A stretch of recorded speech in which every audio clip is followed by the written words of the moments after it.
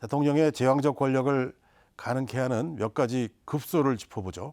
첫째는 대통령의 인사권입니다. 대통령은 국무총리를 비롯해서 각 부처의 장, 차관, 감사원장, 검찰총장, 국가정보원장, 경찰청장, 국세청장, 한국은행 총재 등에 대한 인사권을 갖고 있고, 뿐만 아니라 347개 공공기관 장의 인사에 직간접적으로 관여할 수 있습니다. 대통령의 입김이 작용하는 자리가 18,000여 개에 달한다는 얘기도 있을 정도입니다. 그런 배경에서 2018년 3월에 문재인 전 대통령이 제왕적 대통령 권한을 분산해야 한다면서 개헌안을 내놨지만, 당시 언론은 문재인 대통령의 개헌안은 대통령 단임제를 중임제로만 바꾸고 검찰, 국세청, 경찰, 국가정보원, 이 4대 권력기관이라고 부르죠. 이 4대 권력기관의 장에 대한 인사권은 내려놓지 않았다고 통렬히 비판했습니다.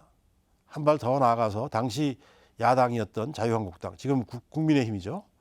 국민의힘은 이 4대 권력기관장에 대한 임명권도 내려놓아야 된다는 그런 개헌안을 제출하기도 했습니다.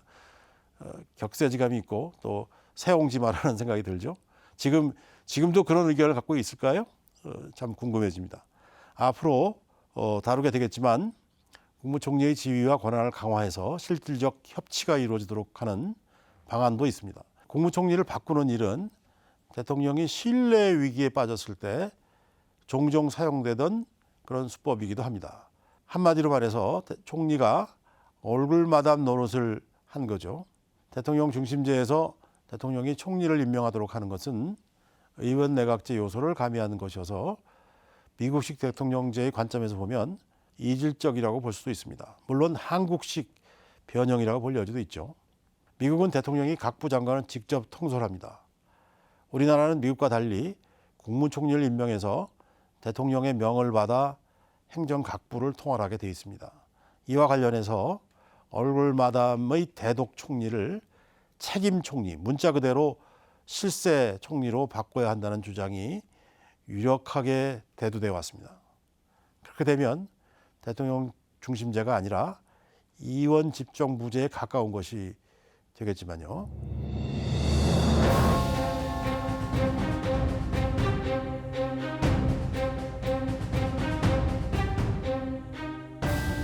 다음은 정부의 법률안 제출권을 폐지하거나 제한하는 그런 방안을 생각해 볼 수 있겠습니다.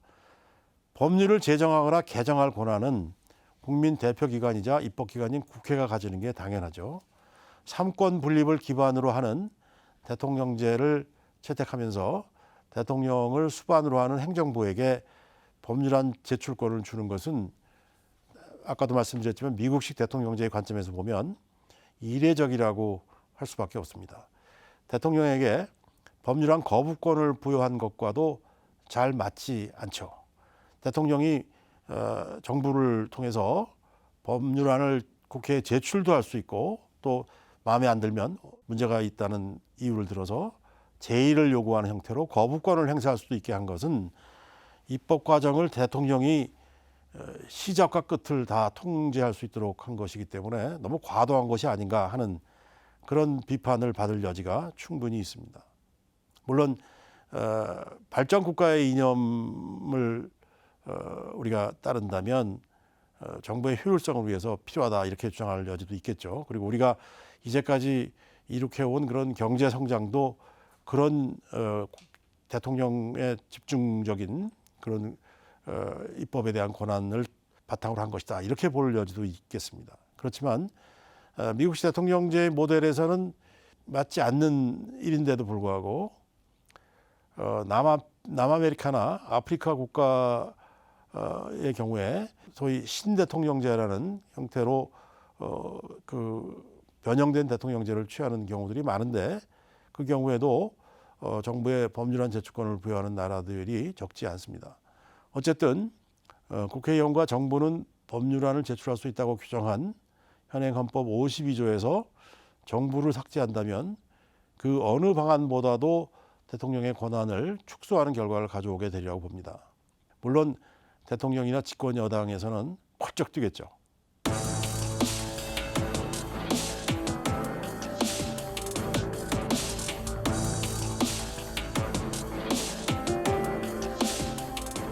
정부의 법률안 제출권을 없애면 대통령은 여당의 국회의원을 통해 어쩔 수 없이 자신이 추진하고 싶은 정책을 위해서 입법을 부탁해야 하는 처지가 되고, 야당 의원들과도 어쩔 수 없이 협력의 가능성을 모색할 수밖에 없는 그런 처지에 놓이게 되는 거죠.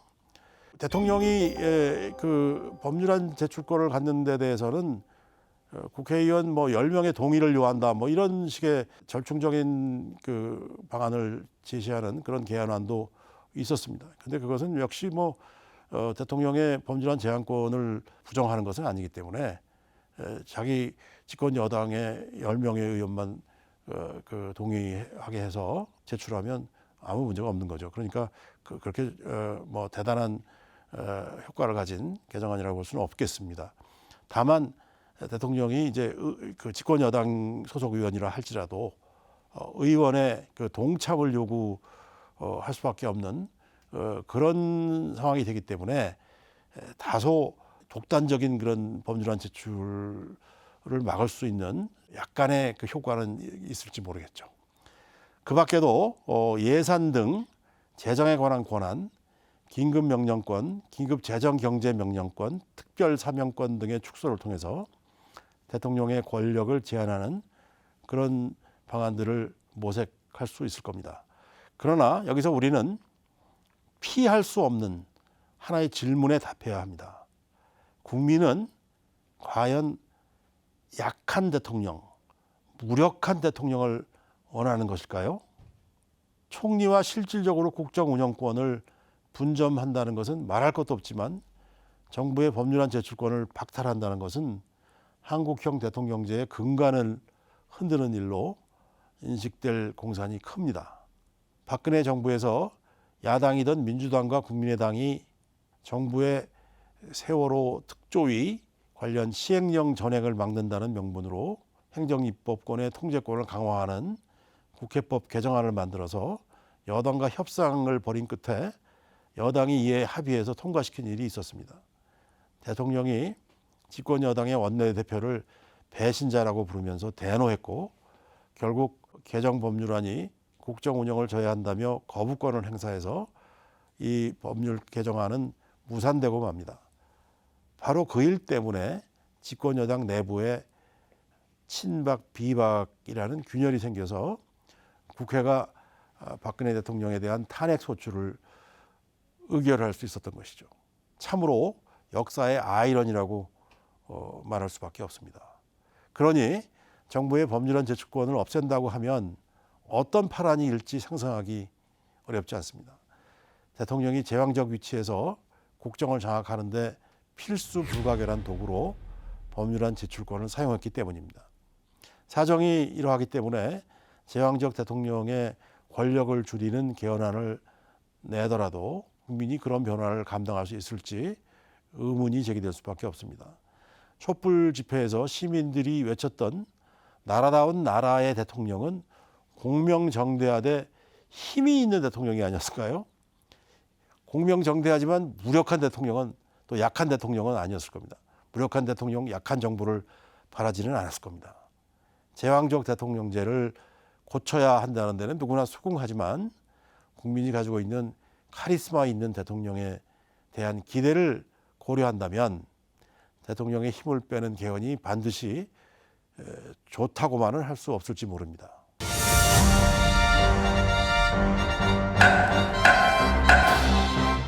우리나라는 대통령 중심제를 채택하면서도 내각 책임제 요소인 국무총리라는 직책을 대통령 아래에 두고 있습니다.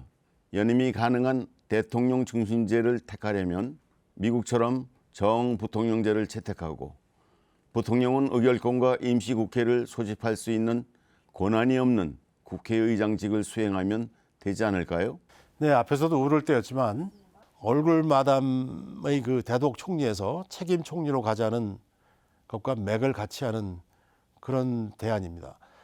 현행 헌법은 86조 2항에서 국무총리는 대통령을 보좌하며 행정에 관하여 대통령의 명을 받아 행정각부를 통할한다고 규정하고 있습니다만은 대통령의 러닝메이트로 부통령을 선출하는 미국과는 달리 대통령만 선거로 선출하고 대통령이 국무총리를 국회의 동의를 얻어서 임명하기 때문에 1인지하 만인지상이라고도 불리지만 실제로 실권을 가진 독자적인 영향력을 행사하는 모습을 보이기보다는 대독 총리라는 말을 들으면서 대통령의 그늘에 머무르는 경우가 대부분이었습니다. YS와 이회창 전 국무총리 사이에서 행정각부 통할권을 둘러싼 갈등은 예외였죠. 사실 2인자라면서도 국무총리를 거쳐서 대통령이 된 경우는 없었습니다. DJP 연합 같은 사실상의 연정이 이루어졌을 때 국무총리를 맡았던 JP가 상대적으로 무게감을 가졌던 적은 있었습니다. 그 밖에 국무총리들은 늘 대독 총리, 얼굴 마담, 의전 총리 등의 비아냥 섞인 별명과 마주해야 했습니다. 그렇다면 책임 총리제는 과연 가능할까요?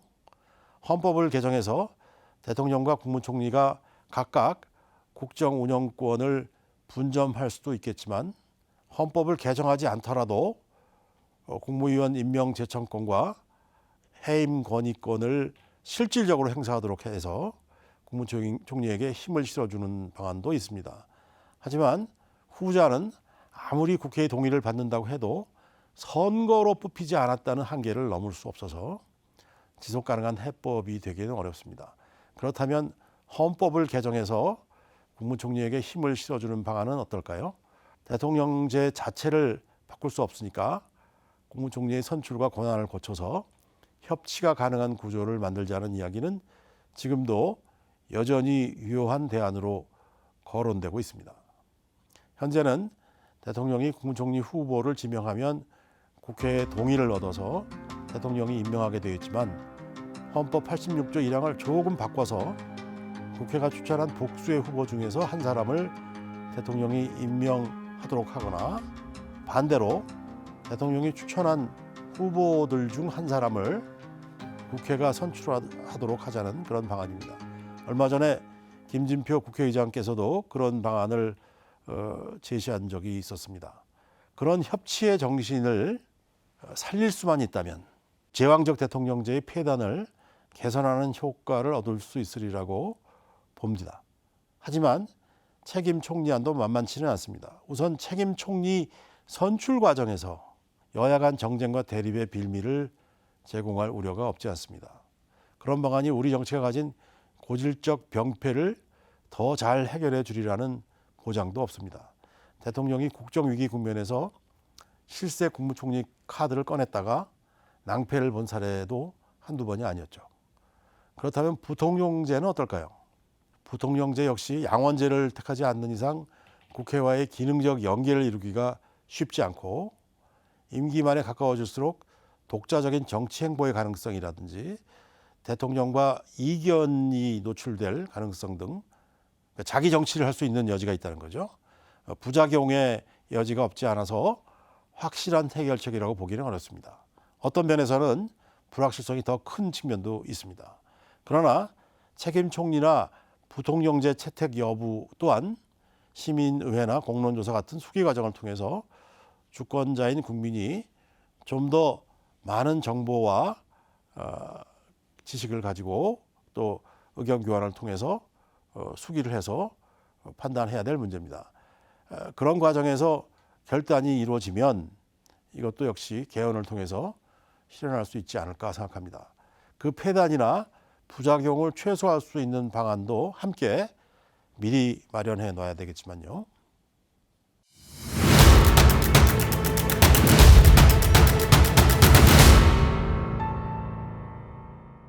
국민 과반의 선택을 받았냐 안 받았냐, 그것이 대통령의 능력을 판단하는 척도가 될 수는 없습니다.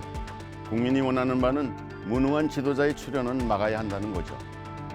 그래서 대통령제를 채택하고 있는 많은 국가가 유효 투표자의 과반을 획득한 후보가 없으면 다 득표자 후보 2명을 대상으로 2차로 투표하는 결선제를 채택하고 있습니다. 우리나라에서도 논의가 없었던 것은 아니지만 막대한 선거 비용이 든다는 이유로 반대에 부딪혔습니다. 그러나 우리나라의 재정 지출 규모로 볼 때 그것은 핑계에 불과하다고 봅니다. 결선 투표제도 답이 아닐 수는 있습니다만 무능한 대통령을 선출하여 치르는 대가가 선거 비용보다 훨씬 크며 국민의 삶에 미치는 영향이 막대하다는 점은 짚고 넘어가고 싶습니다. 제7공화국을 여는 개헌을 통해 우리의 시대적 과제를 확실하게 해결할 수 있는 길이 있었으면 합니다. 감사합니다.